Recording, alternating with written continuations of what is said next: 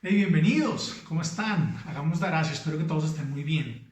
Yo soy un convencido de que cada vez necesitamos más personas que sepan manejar los textos bíblicos, leerlos, analizarlos, interpretarlos, para trabajarlos a lo largo y ancho de la iglesia, de todo lugar en el que se anuncia la buena noticia. Así que estas herramientas tienen ese propósito. Una mayor comprensión de los textos bíblicos requiere que nosotros devolvamos esas frases de las que tanto hablamos y que tanto usamos en nuestras conversaciones y nuestras discusiones muchas veces, que las devolvamos a sus contextos, que encontremos quién la dijo, cómo la dijo, por qué la dijo, en qué circunstancias se pronunció determinada frase o se escribió, porque eso nos va a dar un panorama bastante amplio que nos va a permitir ganar en su lectura. A veces le quitamos demasiado a la palabra, le quitamos mucho contexto, le quitamos muchas cosas.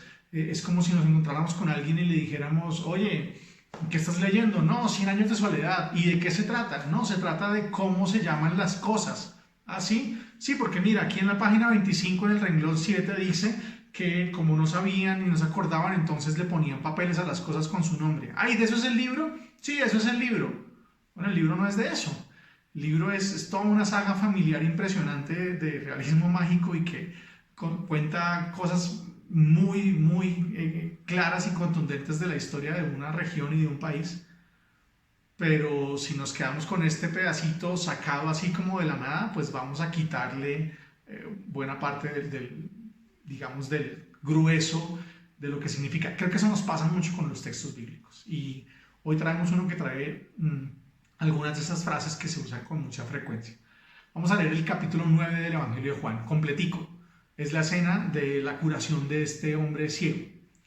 Y desde allí vamos a aprender una de nuestras herramientas de hoy. Nuestro texto es el que era ciego, el que antes era ciego, así es como se le conoce en ese mismo pasaje. Juan capítulo 9 dice así, versión de la Biblia de Jerusalén. Vio al pasar a un hombre ciego de nacimiento y le preguntaron sus discípulos, Rabí, ¿quién pecó, él o sus padres para que haya nacido ciego? Respondió Jesús, ni él pecó ni sus padres, es para que se manifieste en él las obras de Dios. Tenemos que trabajar en las obras del que me ha enviado mientras es de día. Llega la noche cuando nadie puede trabajar. Mientras estoy en el mundo, soy la luz del mundo. Dicho esto, escupió en la tierra, hizo barro con la saliva y untó con el barro los ojos del ciego y le dijo, vete, lávate en la piscina de Siloé, que quiere decir enviado. Él se fue, se lavó y volvió ya viendo. Los vecinos y los que solían verle antes, pues era mendigo, decían, ¿no es este el que se sentaba para mendigar? Y unos decían, es él, pero otros no, sino que es uno que se le parece. Pero él decía, soy yo. Le dijeron entonces, ¿cómo pues se te han abierto los ojos? Y él respondió, ese hombre que se llama Jesús hizo barro, me untó los ojos y me dijo, vete a Siloé y lávate. Yo fui y me lavé y vi. Ellos le dijeron, ¿dónde está ese? Él le respondió, no lo sé. Lo llevan donde los fariseos al que antes era ciego, pero era sábado el día en que Jesús hizo barro y le abrió los ojos. Los fariseos a su vez le preguntaron cómo había recobrado la vista. Y él les dijo, me puso barro sobre los ojos, me lavé y veo. Algunos fariseos decían, este hombre no viene de Dios porque no guarda el sábado. Otros decían, pero ¿cómo puede un pecador realizar semejantes señales? Y había disensión entre ellos. Entonces le dicen otra vez al ciego, ¿y tú qué dices de él, ya que te ha abierto los ojos? Y él respondió que es un profeta. No creyeron los judíos que aquel hombre habría sido ciego, hasta que llamaron a los padres del que había recobrado la vista y le preguntaron, ¿es este vuestro hijo del que decís que nació ciego? ¿Cómo pues ahora ve? Sus padres respondieron, nosotros sabemos que este es nuestro hijo y que nació ciego, pero ¿cómo ve ahora? No lo sabemos. Ni quién le ha abierto los ojos, eso nosotros no lo sabemos. Pregúntenle, ¿edad tiene? ¿Puede hablar de sí mismo? Sus padres decían esto por miedo a los judíos, pues se habían puesto ya de acuerdo en que si alguno le reconocía como Cristo, quedaría excluido de la sinagoga. Por eso dijeron sus padres, ¿tiene edad? Pregúntenle a él. Le llamaron por segunda vez al hombre que había sido ciego y le dijeron, da gloria a Dios, nosotros sabemos que ese hombre es un pecador.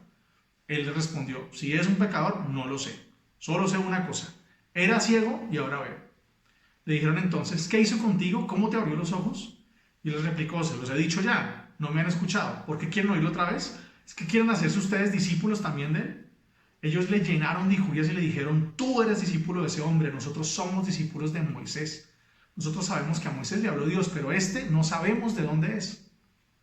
Y el hombre les respondió, eso es lo extraño, que ustedes no sepan de dónde es y que me haya abierto a mí los ojos. Sabemos que Dios no escucha a los pecadores, mas si uno es religioso y cumple su voluntad, a ese le escucha. Jamás he oído decir que alguien le haya abierto los ojos a un ciego de nacimiento, si éste no viniera de Dios. No podría hacer nada.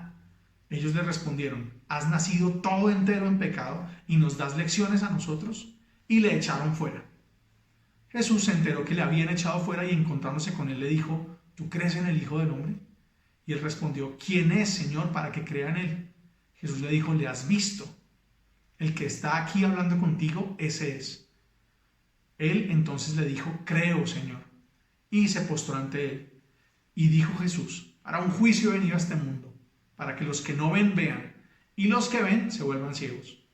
Algunos fariseos que estaban con él oyeron esto y le dijeron, ¿es que también nosotros somos ciegos? Jesús les respondió, si fueran ciegos no tendrían pecado, pero como dicen vemos, su pecado permanece. Es un texto increíble, un texto que se usó mucho en la iglesia primitiva, en los primeros siglos del cristianismo para el tema del bautismo, porque tiene muchos elementos que tienen que ver con ese itinerario. Es un texto precioso. Y la herramienta que vamos a trabajar es muy sencilla, son los personajes, las palabras y las acciones de los personajes. ¿Por qué son importantes? Porque la mayoría de estas narraciones bíblicas son historias de personas que dicen cosas y que hacen cosas. Esa es la mayoría de la Biblia. Y en esas circunstancias, en sus decisiones, en las formas de vivir, en las formas de relacionarse, pues van a evidenciar algo sobre quién es Dios y quién es Israel. Entonces, prestar atención a esos personajes, a toda su complejidad, a todo su proceso, a los itinerarios que van cumpliendo, nos va a dar una mejor comprensión del sentido profundo de eso que dicen o de eso que hacen.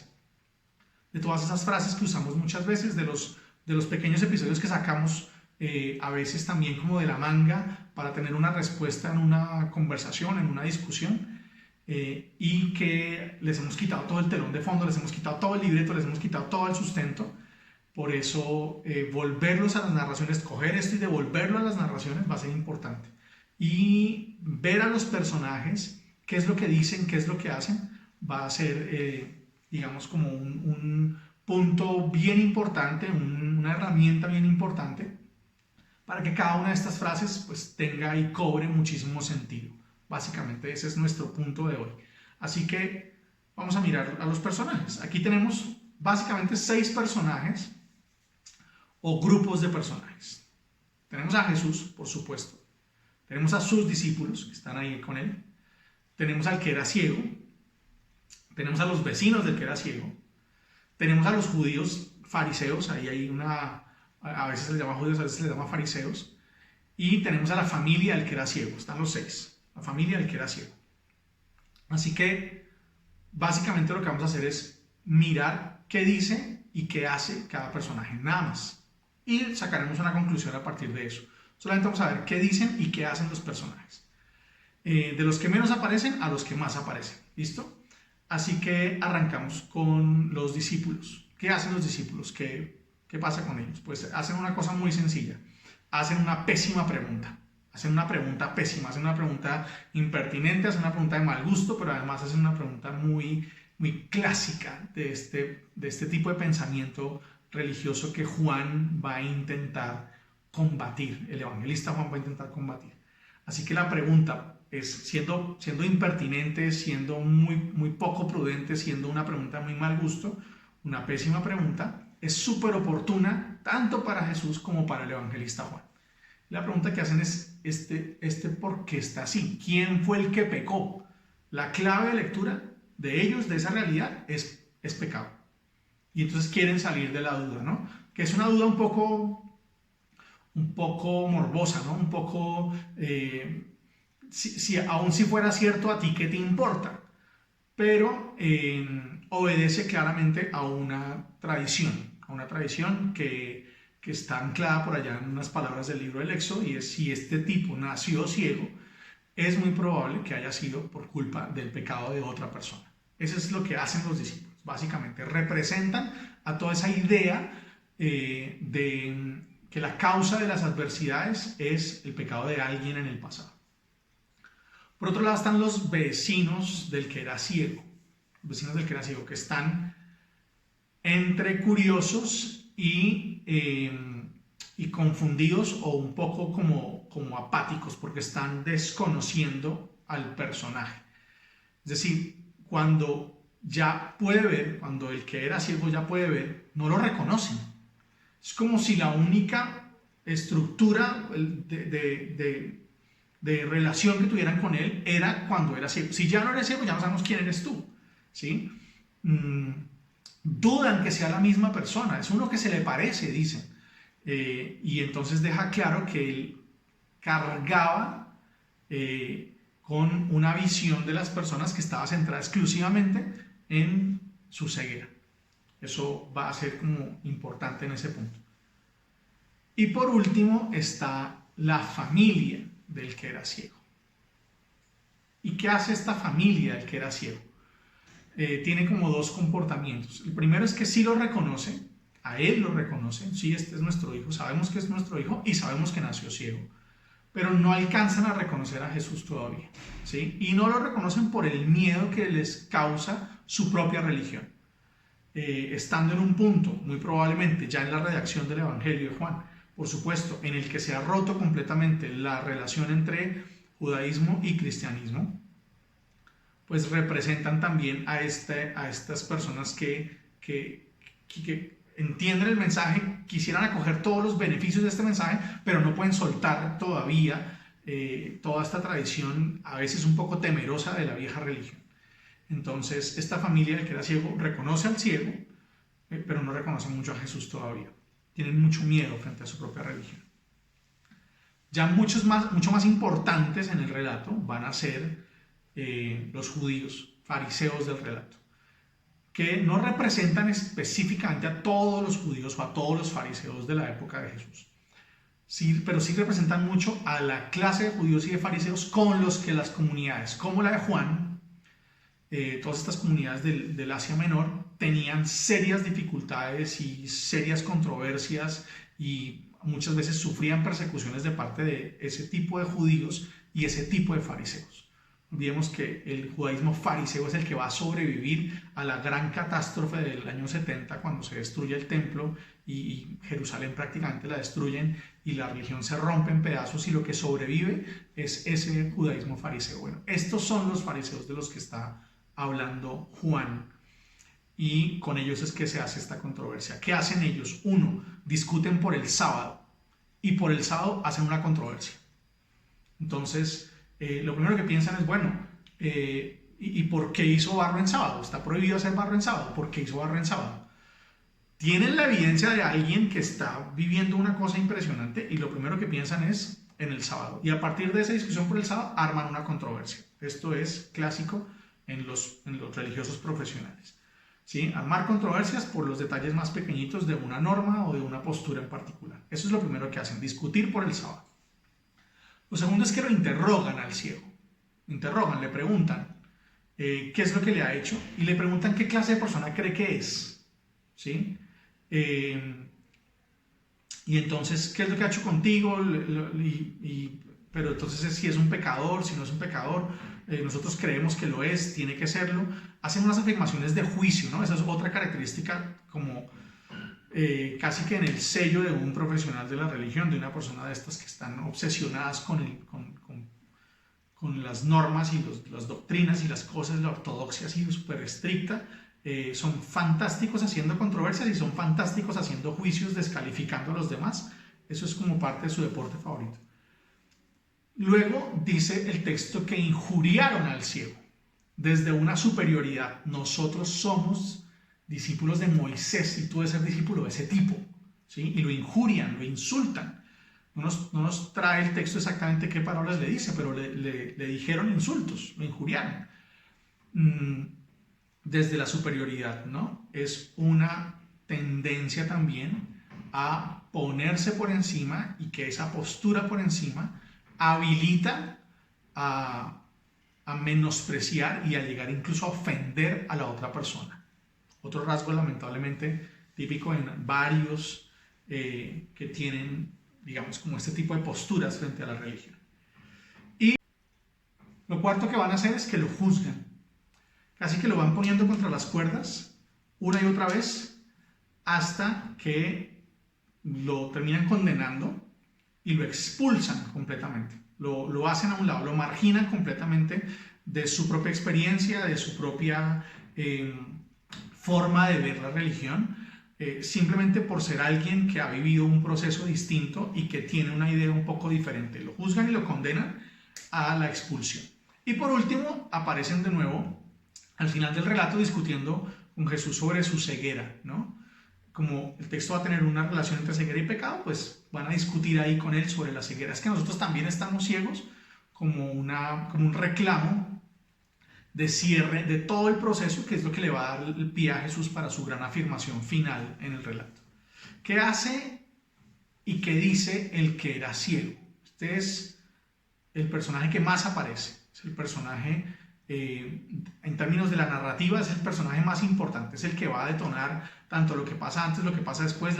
Las mismas palabras y gestos de Jesús están puestos ahí por el que era ciego. ¿Qué es lo que hace y qué es lo que dice él? Lo primero es que va y se lava.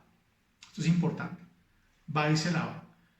Han pasado dos cosas en ese instante. Ha escuchado esta manera de Jesús abordar la pregunta y ha sentido el barro y el ser tocado por alguien. Entonces, cuando le dan la instrucción de ir y lavarse, él va y se lava automáticamente. Eso es lo primero que hace. Eso va a ser la posibilidad de todo lo demás, de todo lo que continúa hacia adelante. Va y se lava en la piscina, sino en la piscina del enviado, y regresa regresa a contar lo que pasó. Eso es lo segundo que hace, cuenta lo que pasó. Se lo cuenta a sus vecinos. Y cuando le cuenta a sus vecinos y le hacen preguntas, aparece como el primer momento, el primer paso del itinerario que va a vivir este hombre. Lo primero es que hace caso, pero lo segundo entonces ya lo identifica, pero simplemente dice, es ese hombre que hizo cosas conmigo, ese hombre, y no tiene ni idea dónde está. Le preguntamos, bueno, ¿dónde está? Y dice, no tengo ni idea dónde está, no sé dónde está. Entonces ya tiene como el beneficio, digamos, en términos del milagro, de la curación, pero hay distancia todavía, ¿no? No sabe dónde está Jesús, hay una separación entre él y Jesús, no sabe quién es él, simplemente lo llama como ese hombre en su primer momento de contar la historia. La cuenta varias veces. Porque lo tercero que hace es volver a contarla, esta vez ya delante de este grupo de judíos fariseos, y al ser puesto por ellos como en esta controversia, como en esta presión, toma una postura. Ya toma una postura. En la primera describe nada más, en la segunda toma una postura. Dice algo sobre Jesús. Y básicamente lo que dice es que es un profeta. Entonces pasa de ese hombre a profeta. Eso es lo primero que hace. Y eso tiene que ver con lo que fue capaz de hacer, ¿no? Luego lo vuelven a interrogar, lo vuelven a poner contra las cuerdas, lo vuelven a preguntar con vehemencia y casi con acusación. Y hace una cosa muy interesante, y es que él confronta a los que lo están interrogando. Él interroga a sus interrogadores. Termina diciéndoles que sí es que ellos quieren seguir, etc. Y toma una postura que es idéntica a la de Jesús, y es que aparta el tema del pecado. Yo no sé si será pecador o no. Lo que yo sé es esto y esto, ¿sí? Toma una postura que es idéntica a la de Jesús, ya la vamos a ver cuando miremos a Jesús, y él aparta, hace un lado el tema del pecado. Se centra en que tiene que haber una cercanía entre Dios y Jesús. Ese es el punto desde el que hace él su relato. Tiene que haber una cercanía entre estas dos personas, ¿sí? Entre Dios y Jesús. No me importa el tema del pecado. Eso es fundamental. Y lo quinto que hace es, en el encuentro con Jesús al final, cuando dice, dime quién eres, Señor, para creer en Él, etc., es el que estás viendo, y Él dice, creo. Y ese creo significa entonces el culmen de este proceso, de ese hombre al profeta, al que debe estar de parte de Dios porque hace estas cosas, ahora es mi referente, ahora es mi fundamento, ahora es desde donde yo voy a mirar la vida, ¿sí? es mi luz, básicamente, es mi luz, ¿no? Mi luz desde la cual voy a poder mirar y hacer las cosas, ¿verdad? Esas son las 5 cosas que hace el hombre ciego. ¿Qué hace y qué dice Jesús? Jesús. Ya miramos a los discípulos, a los vecinos, a la familia, a estos judíos fariseos, al ciego. Ahora miremos qué hace y qué dice Jesús. Lo primero, que es fundamental, ¿con qué arranca el relato? Jesús lo ve. ¿Lo ve? ¿De acuerdo? Siendo un relato sobre ceguera, sobre luz, sobre no ver y luego ver, que comience el texto diciendo que él lo vio es fundamental. ¿Sí? Es una vez más estos giros del Evangelio en el cual Jesús aparece haciendo algo para lo que luego va a capacitar a los otros. ¿Sí? Y lo ve. Y ese verlo implica ver toda esta circunstancia de la que estábamos hablando, ¿no? Alguien que es medido por su limitación y alguien que además es digamos, etiquetado, juzgado, que vive bajo el prejuicio de que su condición, su limitación es fruto de un tema moral, ¿no? Suyo o de gente anterior a él, pero como es de nacimiento, automáticamente se piensa en los antepasados, es decir, carga como con una maldición. Jesús está viendo todo eso. Jesús está viendo que de la mendicidad, está viendo el tipo de prejuicios que tienen los vecinos. Jesús está viendo todo. Cuando se dice que lo ve, es como que nos está diciendo que lo conoce, que empieza a entenderlo y empieza a descifrarlo. Lo segundo, que es crucial y va a ser parte del tema central del texto, lo atraviesa de principio a fin, es cómo cambia el sentido de la pregunta de los discípulos en su respuesta, pero también en su actuación posterior y también en el final, en esta discusión con los fariseos. Todo va a ser alrededor de esa pregunta de los discípulos. ¿Quién pecó? ¿Él o sus padres para que haya nacido así? Y Jesús dice, no, igual que, es como si contestara igual que el que era ciego, ¿no? No me importa si fue él, no se trata de eso, se trata de que aquí hay una oportunidad para que se demuestre lo que Dios es capaz de hacer. Es decir, cambia por un lado la causa de la adversidad, la concepción que tienen de la causa de la adversidad, de dónde viene la adversidad, y por otro lado cambia qué papel juega Dios frente a esa adversidad, ¿no? La permite, la causa, la deja pasar, no, nada de eso. Lo que hace Dios es ver la oportunidad de transformarla para rescatar a la persona. Es el que transforma la adversidad para rescatar a la persona y para darle plenitud de vida a la persona. Ese es el papel de Dios. Eso es lo que Jesús va a cambiar en esa pregunta. Eso es fundamental. Y entonces dice, hagamos la obra de Dios. Si esa es la obra de Dios, ¿sí? Cambiar la adversidad, empezar a transformar la adversidad para que las personas no tengan que vivir bajo esta sombra de prejuicios y de cargas y la ilusión, digamos, tenebrosa de una maldición, de que cargan con una maldición. Si lo que hacen es quitar eso, arrojando luz, pues hagamos las cosas de Dios ahora en la luz, ¿no? Hagamos las cosas de Dios. Y la hace automáticamente, ¿no? Hace la curación, que es una curación con barro, que es una curación en sábado, que es una curación que tiene muchos elementos que podríamos mirar si analizáramos el texto desde los elementos, desde los motivos, en el hacer barro, lo que tiene que ver con la creación, lo que tiene que ver con la piscina, que es este lugar del que se saca el agua para una de las fiestas. Básicamente, hacer la obra y hacerla con este hombre, que el que era ciego, tiene que ver con evidenciar esta opción que tiene Dios ante la adversidad, que no es ni causarla ni permitirla, no, es transformarla, es aprovechar para crear de nuevo, para recrear al hombre a partir de estas situaciones adversas. Y por eso el barro y por eso el mandarlo a lavarse. Y no está más en la escena hasta el final. Al final de la escena vuelve a aparecer y aparece para salir a su encuentro de nuevo, el encuentro de este hombre. Cuando se entera que lo expulsan, se va y lo encuentra para llevarlo a completar su proceso, ¿sí? A terminar el proceso. Entonces quiere llevarlo a la fe completa. que es convertir toda esta experiencia en un fundamento. Cuando el hombre dice, ¿crees en el Hijo del Hombre? Yo creo. Muéstramelo y yo creo. Es el con el que tienes enfrente. Bueno, yo creo en ti. ¿Sí? Lo acerca. Si ellos lo empujan y lo sacan y lo expulsan, lo que hace Jesús es acercarlo y admitirlo completamente. Y por último, lo que va a hacer es esta afirmación de conclusión, de cierre, sobre esta relación entre ver y el pecado. Ha sacado de plano el tema del pecado, lo ha sacado completamente.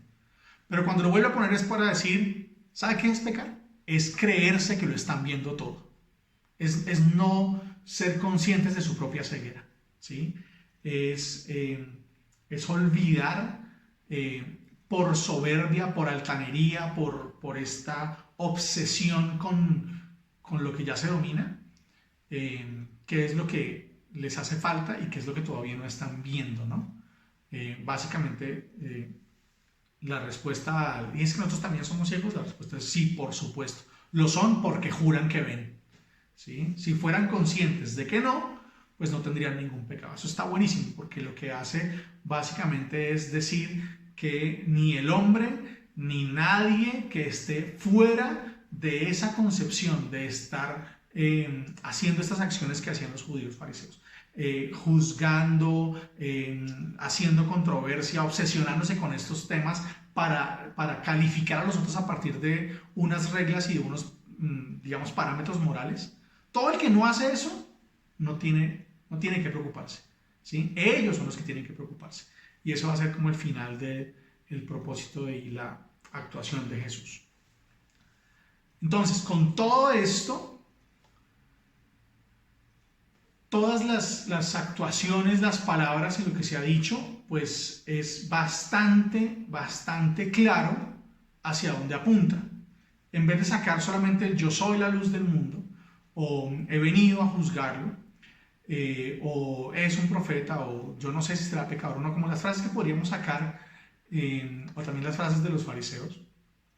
El relato completo con todo su itinerario, con lo que a este hombre le pasa, con lo que vive, con la manera como van cambiando sus palabras, con la forma como Jesús también se va acercando y va haciendo cosas, pues nos permite saber, nos permite concluir que todo esto está construido como otros tantos relatos de Juan, que tienen que ver con esos yo soy de los primeros capítulos de Juan. Yo soy, unos relatos que están acompañados de ese tipo de discursos antes del capítulo 13, pues que Jesús es la luz básicamente porque devuelve a Dios al mejor lugar que puede tener en nuestra vida, que es no ser la causa de las adversidades, sino la posibilidad de transformarlas. Ese es el gran regalo de la luz que es Jesús. Y que esa ceguera no es nada más que insistir terca y machaconamente en ver la vida y ver a los seres humanos desde la óptica de la transgresión, desde la óptica del pecado. Es como la gran conclusión y el gran regalo que nos deja el relato. Si lo tenemos en cuenta, pues sabemos entonces que la conclusión de la herramienta, pues básicamente es que si nos quedamos con las frases de los personajes, ¿no? Yo soy la luz, y entonces, sí, yo soy la luz, eso lo decía en el capítulo 8 y luego volvió a repetir en el 9 y está inspirado en un tema de Isaías. Bueno, sí, no, yo he venido para un juicio en este mundo, le dice Jesús. Sí ve que sí viene para un juicio. Y lo sacamos de contexto, pues básicamente lo que estamos haciendo es despojando de toda la circunstancia que le da sentido y fundamento y que le da cauce a por qué aparecen esas afirmaciones. Al ver quién lo dijo, cómo lo dijo, en qué circunstancia lo dijo, pues las afirmaciones cobran su sentido real. Cuando no tenemos nada de eso en cuenta, las despojamos de su sentido real. Eso es básicamente la conclusión de nuestra herramienta. Un texto claramente largo, pero con una mirada muy contundente, ¿no? Esta antigua idea de los pecados que se van traspasando de generación a otra y que hay que quitárselos, que está basada en algunos textos del libro del Éxodo, ya había sido combatida en Jeremías, ya había sido combatida en el libro de Job, ya había sido anulada en el libro de Ezequiel, pero como persistía todavía incluso, pues tenemos aquí el Evangelio de Juan que le da es un golpe y lo tumba y prácticamente pues nadie debería estar hablando de ese tipo de cosas hoy después de que tengamos a Juan 9 en la revelación bíblica. Bien, espero que esta enumeración sencillita de las cosas que hace cada personaje, intentando interpretar qué significan en el marco del relato, pues les sirva como herramienta. Espero que las usen, que estas herramientas las usen. Estos 3 videos, si no los han visto, están invitadísimos a verlos y que las aprovechen muchísimo en sus lecturas. Si el video les gustó, digan por ahí en algún lado que les gustó y permítanse ver, permitan que Jesús sea su luz. Un abrazo.